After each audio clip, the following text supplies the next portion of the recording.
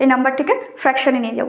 এত নাম্বার সবসময় তো মাথায় চট করে আসবে না, তাহলে এটাকে কি করব, ব্রেক করা শিখতে হবে আমাদেরকে। কি করে ব্রেক করব?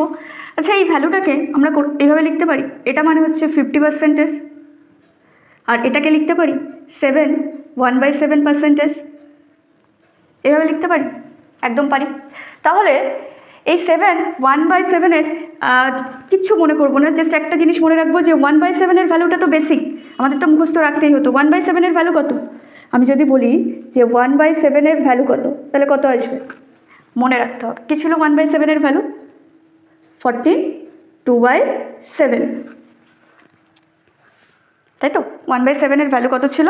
14 2/7।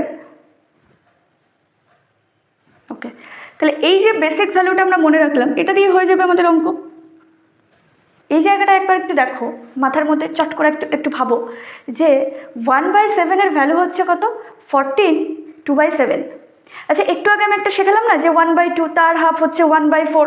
তাহলে বলো তো 1/7-এর হাফ কত? 1/14। তাহলে এটার হাফ যদি 1/14 হয়, তা এই যে 14 লেখা রয়েছে তার হাফ কত? 7। আর 2/7-এর হাফ কত? 2-এর হাফ কত? 1/7। আসো, তাহলে এই 1/7-এর ভ্যালুটা আমি জানতাম কি, বেসিক ভ্যালু জানতাম। আমি 20 অব্দি মুখস্থ করলে যেহেতু এই নাম্বারটা ডাইরেক্ট এমনিতেই জানতাম, কিন্তু তবুও যদি কোনো সময় মাথার মধ্যে যদি না আসে তাহলে কি করব? আমরা তো জানি 1/7-এর ভ্যালু কত? 14 2/7।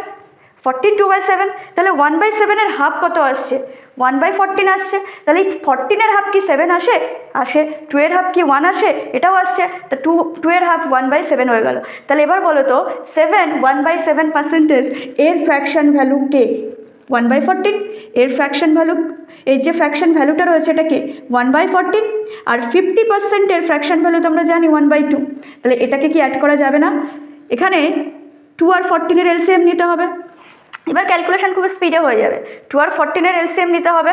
তাহলে কত হবে? 2 আর 14-এর এলসিএম যদি নিই, তাহলে এটা একই ব্যাপার হয়ে যাবে। এটা 7 হয়ে যাবে, এটা 1 হয়ে যাবে। তাহলে কত হচ্ছে? 8/14 হচ্ছে। তাহলে 2 দিয়ে কাটো, 4 দুগুণ 8, 2 দিয়ে কাটো, 7 দুগুণ 14। তাহলে এটার ভ্যালু হচ্ছে কি? 4/7। তাহলে এখানে লিখতে পারি যে 57 1/7% এর ফ্র্যাকশন ভ্যালু হচ্ছে কত? 4/7।